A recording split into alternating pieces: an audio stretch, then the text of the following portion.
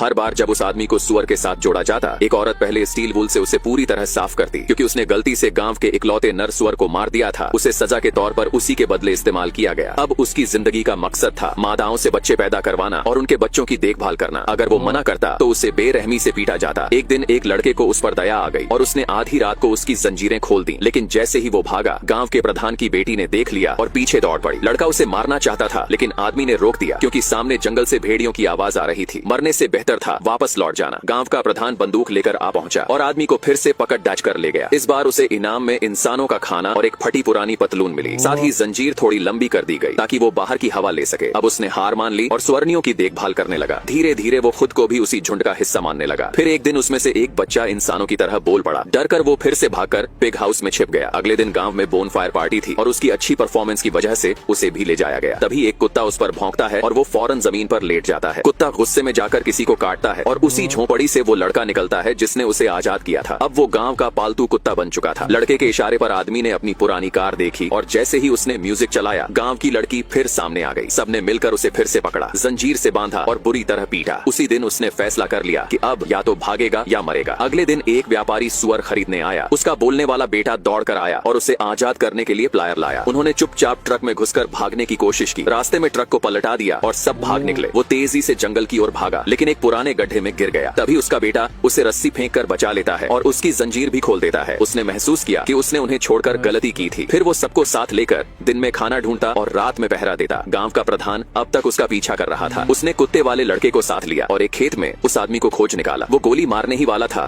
कि लड़के ने उसकी बंदूक छीन ली। आदमी भाग गया, लेकिन देखा कि प्रधान घायल है और सुअर उसे काट रहे हैं। वो लौटकर उसे बचाता है और उसके घावों की मरहम पट्टी करता है। उसकी भलाई देखकर प्रधान इतना प्रभावित होता है कि अपनी बेटी की शादी उससे करवा देता है। अब वो इंसानों जैसी जिंदगी जी रहा था। उसके साथ 2 साल बिताने वाली स्वर्णियों को समझ आ गया कि अब सब खत्म है। आदमी इंसान था, वो जानवर।